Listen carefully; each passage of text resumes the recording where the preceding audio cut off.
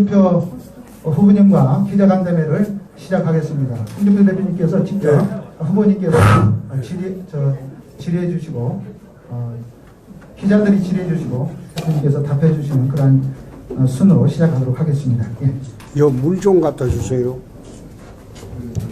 아따, 제주도 민심 박하네. 물도 안 주네. 물 거기 있습니다. 어디?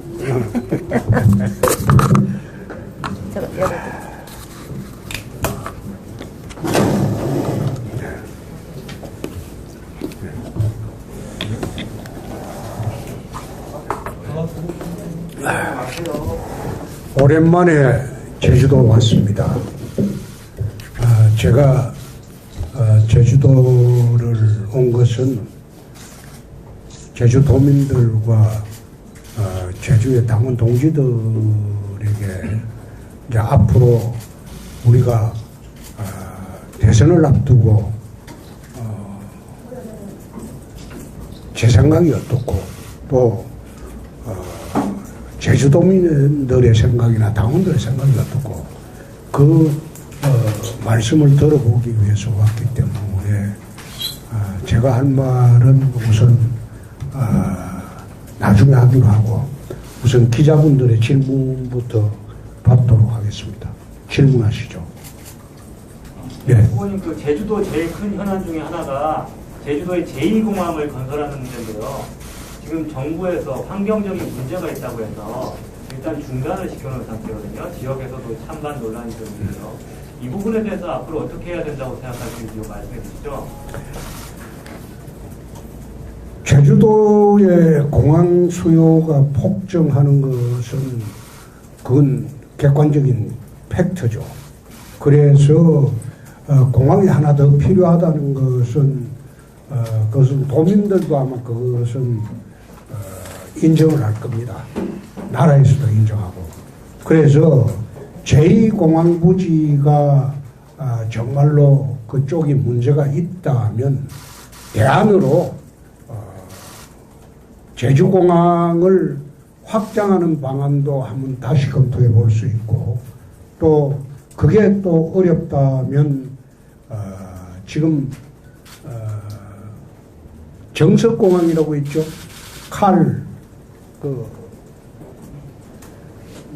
칼에서 하고 있는 공항, 그게 한 200만 평 된다고 내가 들었습니다. 그 정석공항을 기존의 공항을 제대로 확장하고 그리고 보완을 해서 제2공항으로 만들 수도 있겠다, 그런 생각을 갖고 있습니다. 특히 그 정석공항 그 부지가 안개가 잦은 지역이라는 결점은 있다고 합니다. 그러나 안개가 잦을 경우에는 제주공항으로 착륙지를 옮길 수도 있고, 안개가 1년 365일 다 끼는 것도 아니기 때문에 그런 문제도 전부 시뮬레이션을 해서 현재 제2공항 부지로 되어 있는 부분에 대해서 부적절하다면 그런 대안도 있다, 이런 말씀을 드립니다. 또요. 네. 아까 사상 수년 공원에서 그 배보상 문제를 얘기하실 때 배상 문제는 법률적 시비가 있을 수 있다라고 얘기하셔서 보상이 적절하다고 말씀하셨는데요. 거기에 대한 또 구체적인 입장이 어떠신 건지 설명 부탁드릴게요. 중요한 거는 배상이냐 보상이냐 그게 중요한 게 아니고 어떻게 하면 유족들이나 고인의 명예를 어떤 식으로든 달래줄 수 있느냐, 그 문제라고 봅니다. 왜 배상 문제가 법률적으로 문제가 되냐면 시효가 있습니다. 불법행위고 있고 난 뒤에 3년이 지나면 시효 만료로 배상을 청구할 수 없다는 민법 조항이 있습니다. 그래서 그것을 어떤 식으로든 법률적 시비를 해소하지 않고는 배상이라는 말을 선뜻 사용하기가 어렵지 않느냐. 물론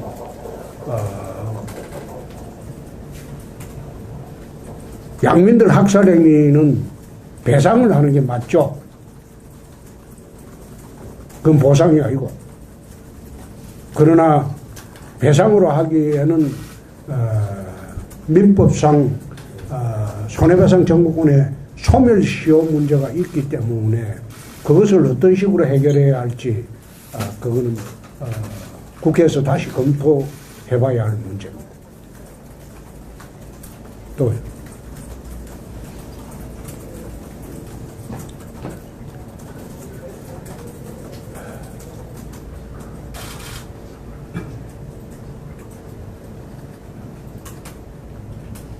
의원님 이번에 저기 같이 경선에 참여하시는 후보 중에 원희룡 제주도지사도 있는데 원희룡 제주도지사 다시 오랜만에 이제 중앙정계에서 만나 보니까 어떻게 평가하시는지 좀 말씀해 주시죠. 경쟁자를 평가하는 것은 적절치가 않습니다.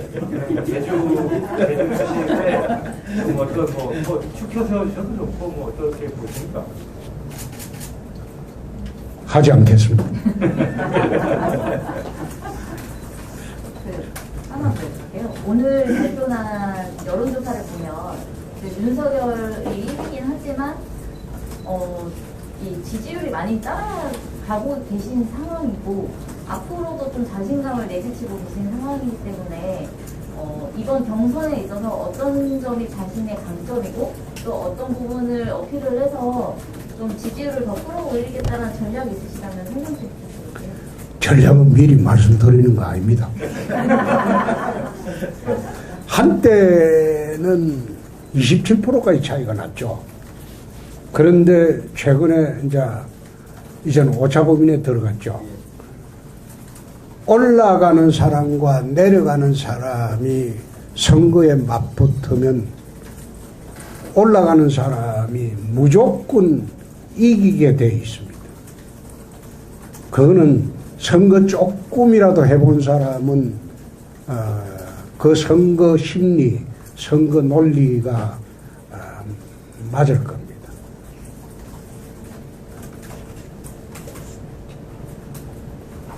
또 예. 제주도의 김재원 기자입니다. 대통령 후보 자격으로 오셨잖아요. 예. 제주도에 대한 주요 공약, 그리고 국민들에게 좀 드리고 싶은 말씀을 좀 정리해서 말씀을 드립니다. 대통령으로서의 공약이 있고 시사로서의 공약이 있고 국회의원으로서의 공약이 있습니다. 저는 지역을 다니면서 그거 하나는 철저히 분리해서 이야기를 합니다. 대통령으로서의 제주도 전체에 대한 공약은 저는 제주도를 한국의 라스베이거스로 만들었으면 좋겠다. 카지노 프리, 그리고 골프, 낚시, 요트, 해양 스포츠, 그리고 승마, 이 모든 것이 한때 어우러지는 그런 라스베이거스식 개발을 했으면 좋겠다. 라스베이거스라는 도시는 처음에 만들 때는 100% 도박 도시였어요.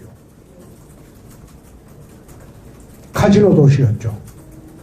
그런데 지금은 카지노에서 벌어들이는 수익보다도 컨벤션으로 벌어들이는 수익이 더 많습니다. 거꾸로 지금 컨벤션으로 라스베이거스가 벌어들이는 수익이 60% 정도 되고 카지노는 40%밖에 되지 않습니다.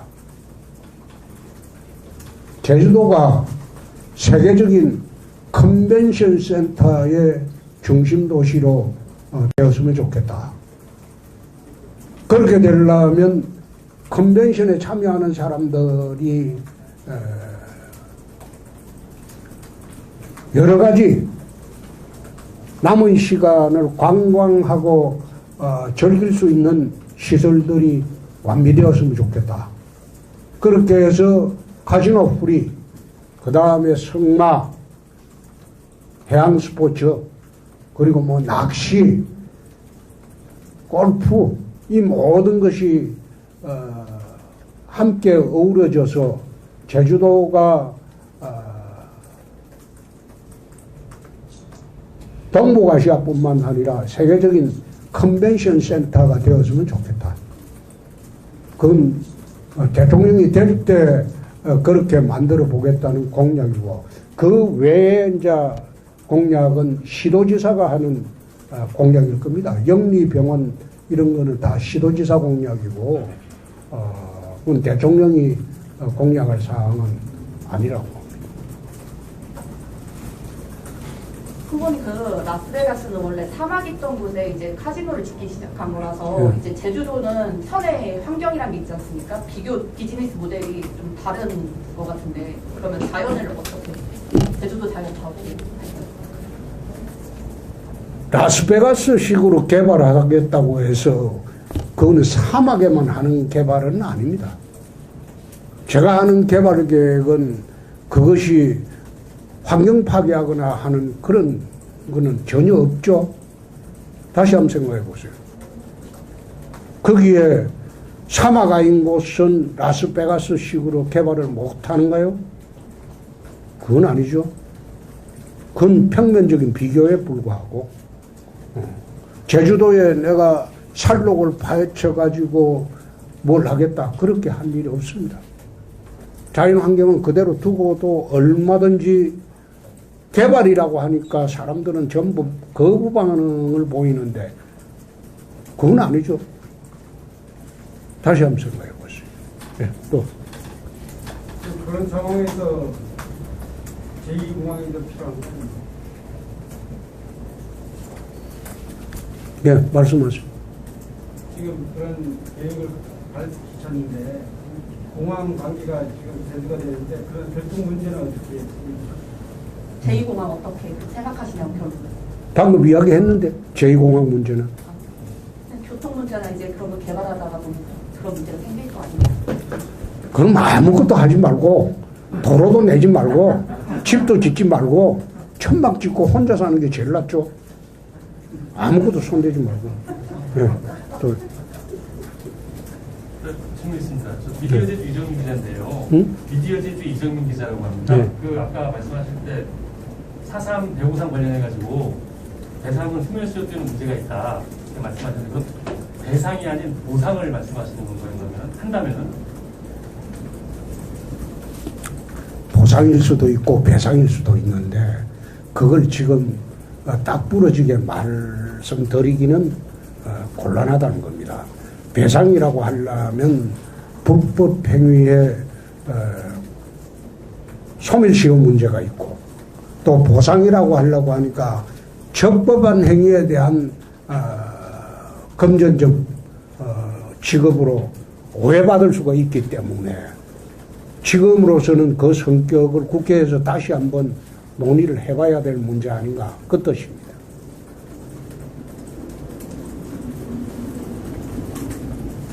아까 말씀 중에 카지노 말씀하셨는데 응? 카지노 풀이라는 게 그 내국인 카지노까지 오픈을 하시겠다는 계획이신 건지 구상이 어떻게 되시나요? 그렇습니다. 제주도에 한해서인가요? 아니면 전국적으로 내국인 카지노에 찬성하시는 입장이신 건지? 제주도만 물어보십시오.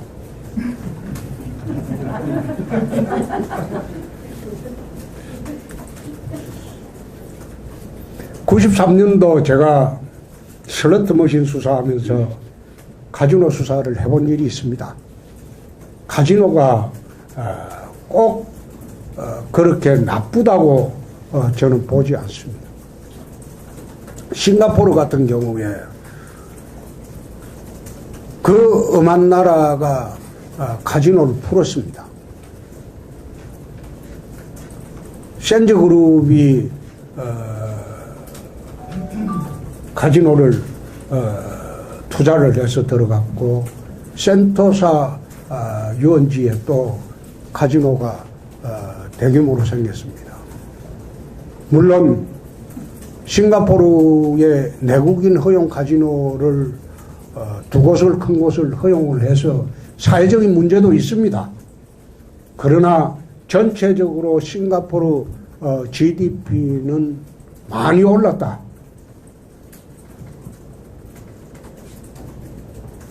그 말씀을 드립니다.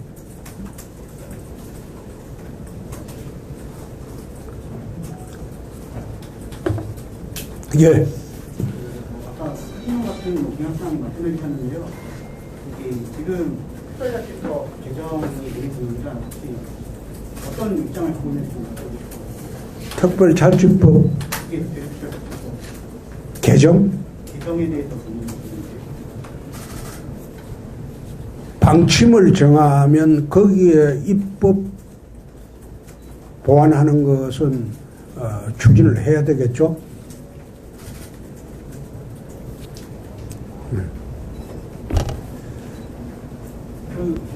전국사항입니다만 국회에서 오늘 언론중재법 논의를 하는데 이 부분에 대해서는 오늘 이미 언론중재법에 대해서는 어제 1인 시위도 한 바 있고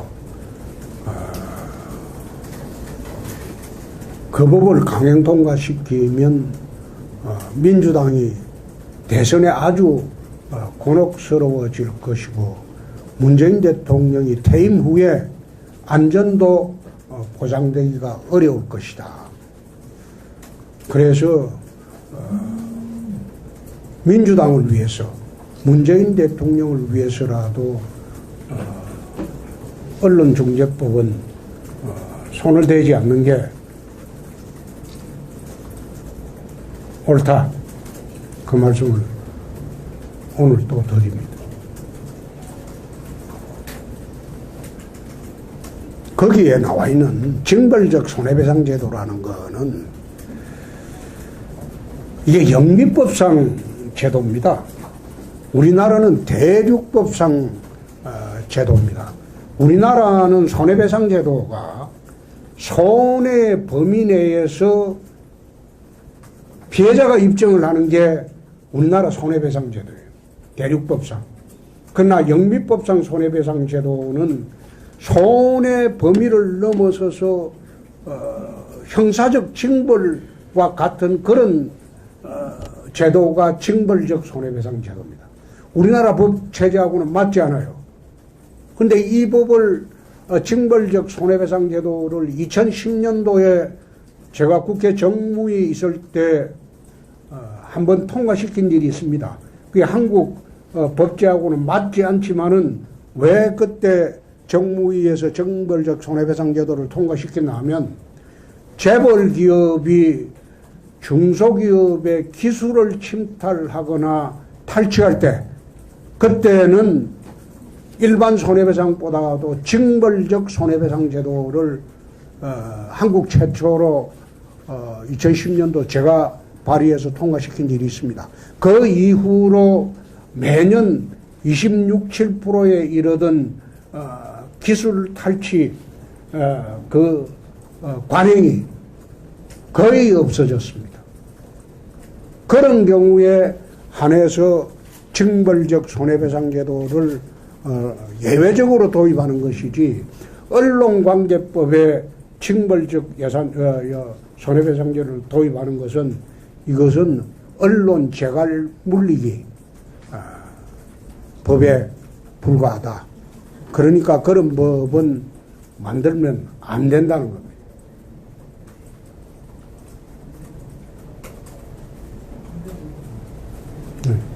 역선택 방지법 관련해서 지금 말이 많은데 그동안 반대 입장을 밝혀오셨는데 지금 이 분석해 놓은 결과들을 보면 의원님이 보통 그 민주당 지지층에서 지지를 좀 받는 걸로 분석이 나오는데 그 배경은 어떻게 생각하세요? 나는 그 의의가 없는 게 80년대 레이건 대통령이 공화당입니다. 그런데 민주당 지지층의 표를 참 많이 받았어요. 민주당을 지지하나 대통령 후보는 레이건으로 한다. 레이건이 그래서 압승한 거예요. 그런 게 여태 언론이나 우리 그 여론조사 기관의 확장성이라고 했습니다. 그걸 두고 어떻게 지금 시비거리로 삼고 있는지 난 이해가 되지 않는다. 응? 지난번에 경선준비위원회에서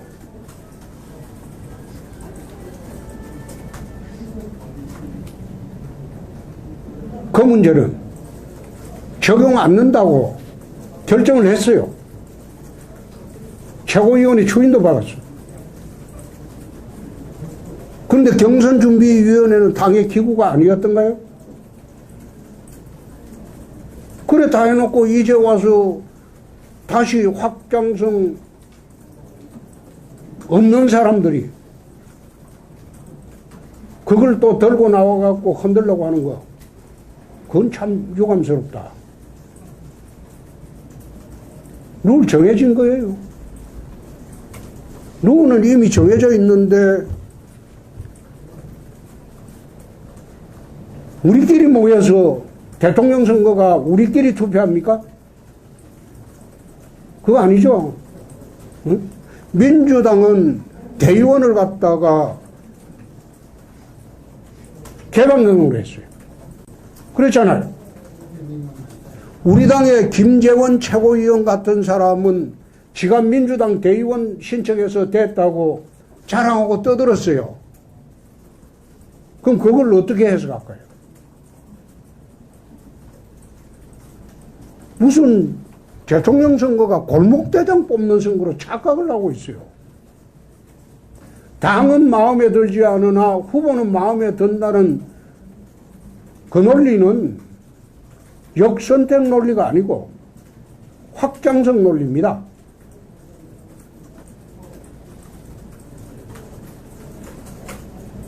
그걸 다시 논의한다는 자체가 경선을 깨자는 것밖에 안 돼요. 그렇게 하면 안 돼요. 예. 또.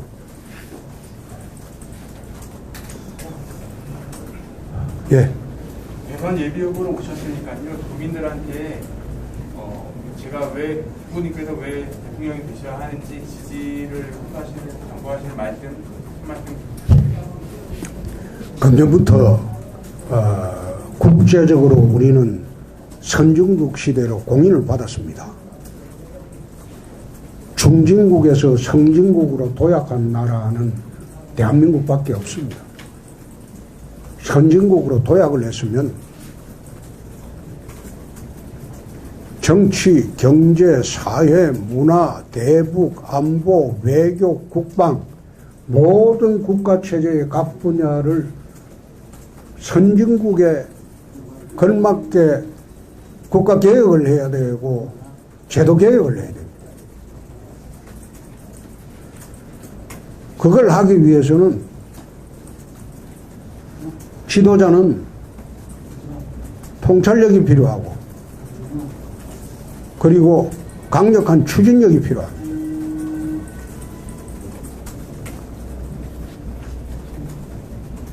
그래서 여야를 통틀어서 그런 점에서는 제가 제일 낫지 않은가 그런 말씀을 오늘 드립니다.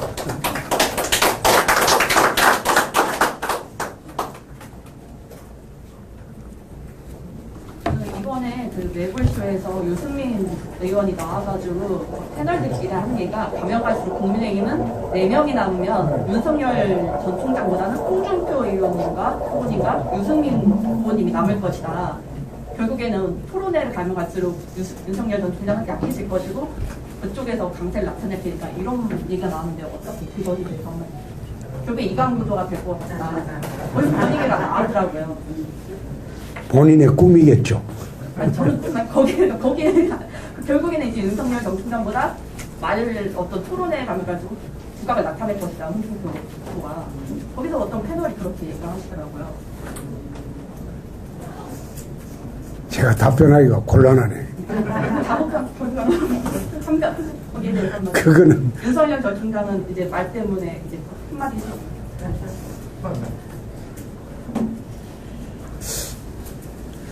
답변하기 곤란하네.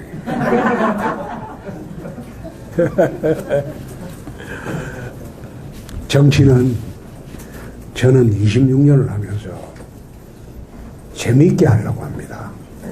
즐겁게 하려고 하고 아무리 현실이 각박하고 힘들어도 재미있게 하려고 합니다. 유머스럽게 해야 되고 여유가 있어야 되고 낭만이 있어야 되고 그래서 저는 정치판에 들어온 이래로 두 사람을 존경합니다. 김종필 총재는 여유와 낭만이 있었습니다.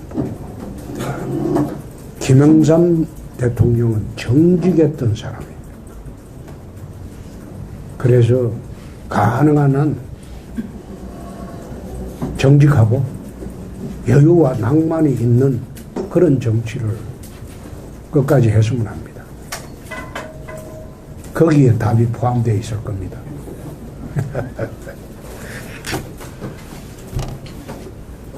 아까 질문에 답변 조금만 더 드리려고 하는데 아까 레이건 대통령 말씀하셨는데 그러면 이제 후보님께서 뭐 이렇게 뭐 이런 공약이라든지 뭐 이런 것들이 민주당 지지자들의 그 마음을 사로잡았다고 보시는 건지 아니면 레이건 대통령이 본인이 닮았다고 평가를 하시는 건지.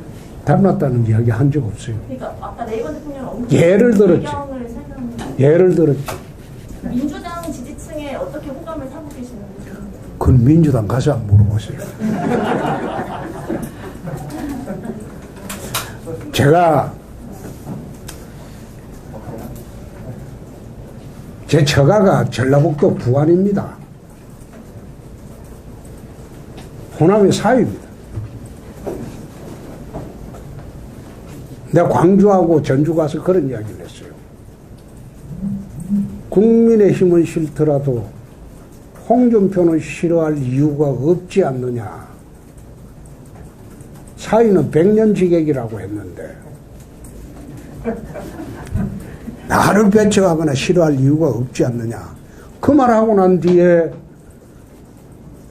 또 호남 공약을 광주 가서 무왕공항 4대 관문 공약을 하고 전주 가서는 새만금을 홍콩식 개발하겠다는 공약을 하고 난 뒤에 호남에서 지지가 확 쏠리기 시작했어요.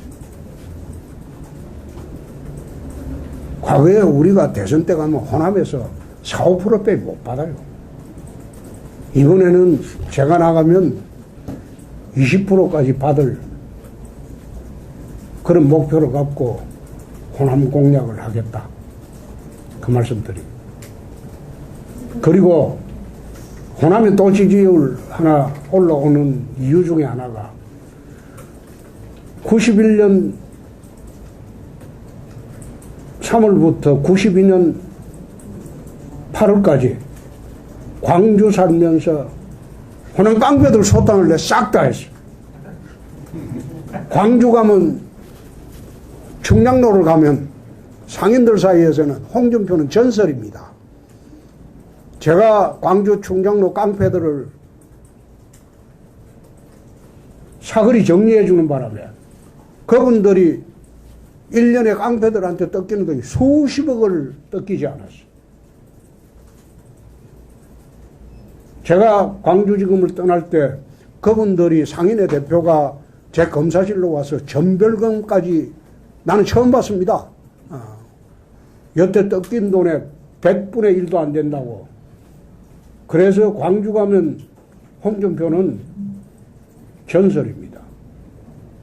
전주서는 또 전라북도에서는 80년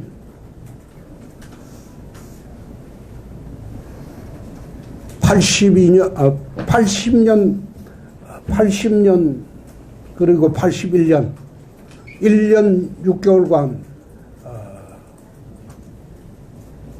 군부대에서 당이 소집을 했습니다. 거기서 전북 도민으로 1년 6개월을 살았습니다. 전북 사위로서. 그래서 호남의 지지가 높다는 거예요. 역선택에 의한 거라고는 생각 안 하고 계신가요? 응? 역선택에 의한 것이라고는 분석하고 계시는 건 없으신가요? 선거의 ABC도 모르는 사람이 그런 이야기를 해요. 선거의 기본. 아니, 갑자기 전화 받는데 역선택할 생각이 있습니까? 우리 당이 싫으면 우리 당 후보 여론조사 한다고 하면 바로 전화 끊어버리죠.